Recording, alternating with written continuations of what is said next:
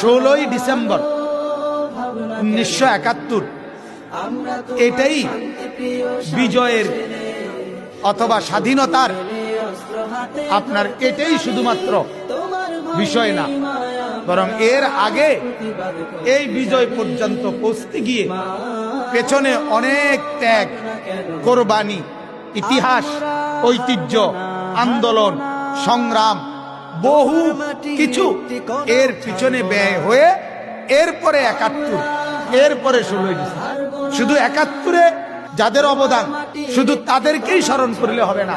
1757 সন থেকে যেদিন নবাব সিরাজউদ্দৌলার পতন হয়েছে, সেদিনের পর থেকে এই লম্বা সময় এই ভারতীয় উপমহাদেশের আজাদির জন্য, স্বাধীনতার জন্য যত মানুষের ত্যাগ ছিল প্রত্যেককেই আজকে শ্রদ্ধার সাথে স্মরণ করা জরুরি।